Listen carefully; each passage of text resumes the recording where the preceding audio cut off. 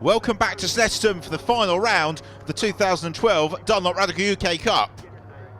As you can see, a very soggy day here at Snetterton, but it's James Littlejohn who leads the way. There he goes with Manhal Alos in second position in that black and white 61 car. Hot on his heels, the third place man of Zach Chapman. They all run in the Masters class, which was for the SRH. You can pick those cars out because they've got the blue background to the numbers, the yellow flashes on the wings. They've also got the Supersport class as well. That is for Radical SR3. And the man at the front of the field, James Littlejohn, is doing everything he can to help his co-driver, Tony Wells, claim the 2012 Dunlop Radical UK Cup. Although Manhals and Zach Chapman both very much been in the mix this season. They have had their fair share of misfortune and dramas along the way, whereas Littlejohn and Wells have just been steadily racking up the points.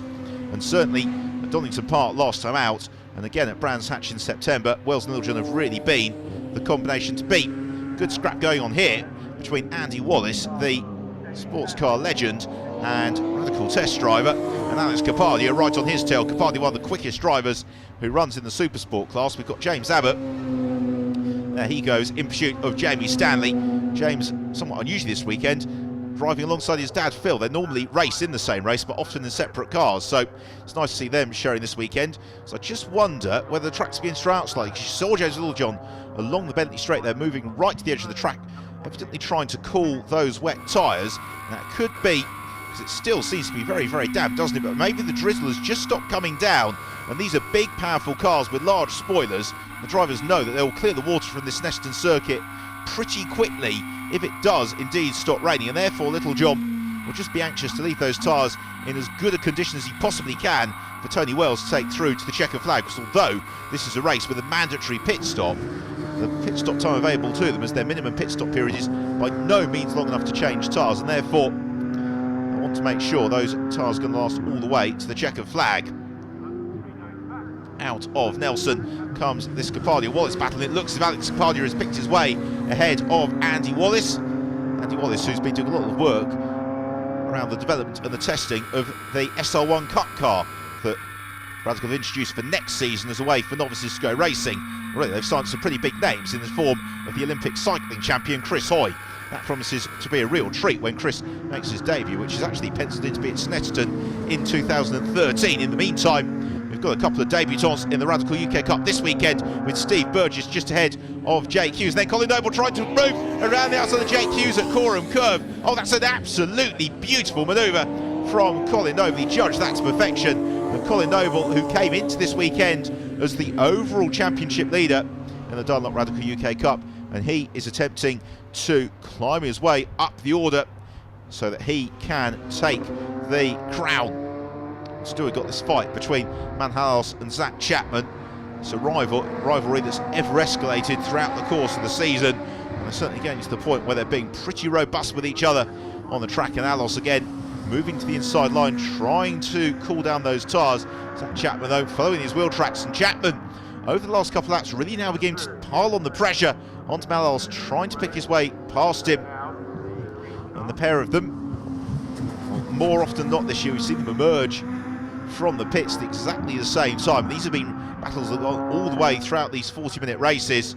So Andy Wallace has now got Bradley Ellis latching back up onto his tail. So Bradley Ellis, as he begins to climb up through the field on the tail of Andy Wallace, Wallace consults the mirrors, realises that Ellis isn't going to challenge into the bomb hole, and so just content at the moment to maybe take the inside line as Coram, as Ellis challenges around the outside of Andy Wallace, and Wallace in the end has to jump on the brakes midway through Coram just to give Ellis plenty of racing room. Very fair drive for Andy. He doesn't want to influence unduly any championship fights. The Snetterton circuit, much changed since his days competing here in the British Formula 3 Championship back in the mid-80s, as still we've got this tussle going on between Manhal Alos and Zach Chapman, a pair of them accelerating through Palmer on towards Agostini, and Chapman seems to me as if he's maybe a little bit quicker than Manhal Alos, but he can't find a way through as Tony Wells prepares in the pit lane. We're hitting the midpoint of the race, and that means that there will be pit stops aplenty. Thumbs up from Tom Jordan as he pulls on his helmet and hands device. Zach Chapman and Man Halas, though, in this fight, second and third, they are both single driver entries, so the pair of them will be doing the whole race on their own, and this is a squabble they're going to have to sort out between themselves on the track rather than rely on their co-pilot to do all the hard work. And that means that Chapman increasingly anxious to try and pick his way past Alos as they arrive into Murray's and accelerate on to another lap.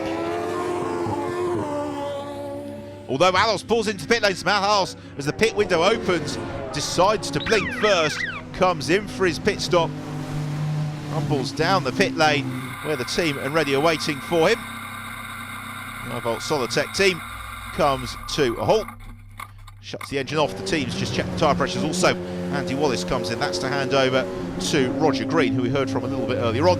Colin Noble, he's going to do the whole race on his own, and then Steve Burgess in to hand over to the ever spectacular Ben Dimmock.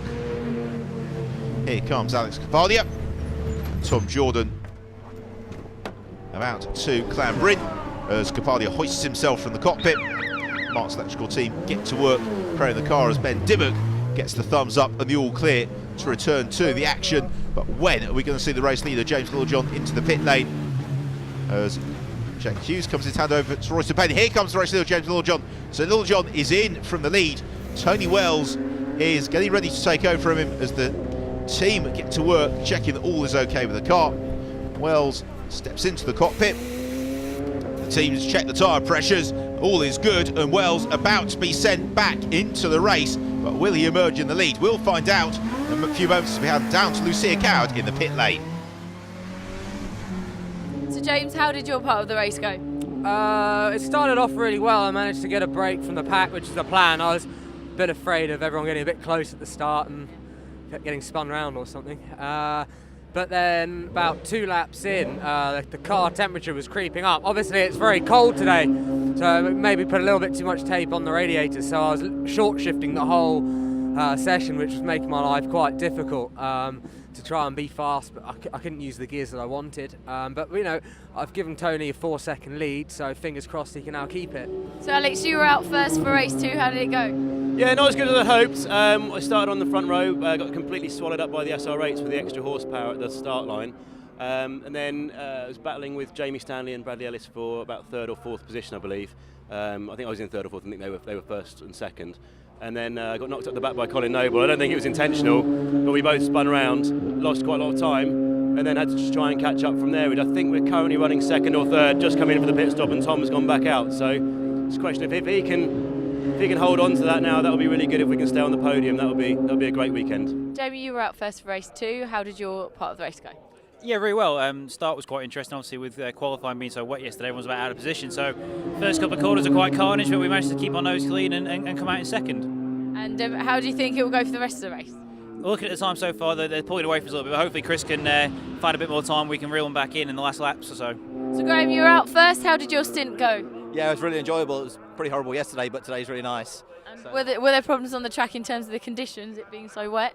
Yeah, it's wet and slippery, but it's quite consistent and it's drying. So every time you go around, you do a faster lap, so you can push a little bit harder, and that makes it such good fun. So. And did you have a good change over there with Jennifer? Yeah, our best so far. So we got it done in the time. So and she's looking good out there now. So it's a good race so far. Now, Tony Wells has emerged from the pits in the lead of the race, but he's got Man Halas and Zach Chapman right on his tail, so the first 3 all within the same camera shot, and this is going to be really hard work for Tony Wells now to hold on through to the checkered flag.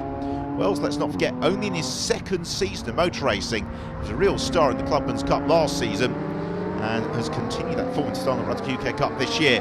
But Man Halas, when he's in the mood, is a formidable competitor. We know he goes well here at Snetterton. He was victorious the first meeting of the season all the way back in March, as was Zach Chapman, who's right on his tail. So the pair of them have got the pace, but will they be able to have the means to move their way past Tony Wells? Well, they hit the brakes, move down through the gears into Agostini, in car with Man Halas. Still pretty murky out there. Very, very slippery conditions for the drivers. And this actually, if you talk to any professional driver, it's almost the worst possible conditions, which is when it's dry atmospherically, but you've got a wet track. You always get lulled into that false sense of confidence that you can maybe push a little bit harder than you actually can. And this is when the mistakes start creeping in. This is when you start seeing cars pitching sideways. Man Halas is driving absolutely on the ragged edge of adhesion as he attempts to get onto terms with Tony Wells. The pair of them sprint along the Bentley straight, and Zach Chapman looming in the background of that number 28 car. He's not too far back either, is he? So this is going to be a pretty tight fight all the way through to the checkered flags. I don't see Tony Wells escaping from Manhalos here, and then really come down to where can Alos pick his moment. If indeed he can, there's still a lot of surface water spray being kicked up certain sections of the circuit, particularly out of the bomb hole into Coram Curve. Tony Wells reels off another lap then, and Manhalos is still not quite able to make the inroads that he really needs to into Wells' advantage. He'd like to be 3 or 4 car lengths closer. Maybe this will be their opportunity as they come onto the tail of Roger Green to put a lap onto Roger. I'm not sure that he quite saw Tony there because he moves across, claims the racing line into Riches. Roger Green running in the colours of the Bloodhound SSC project. That's because Andy Green raced that car a little bit earlier in the year, and that is Alos' attempt to challenge. He looks the outside of Wells into Montreal, couldn't quite squeeze through, but the driver who got the best of that run through the traffic was Zach Chapman, who's right on their tail as Alos has another nibble to the inside at Palmer.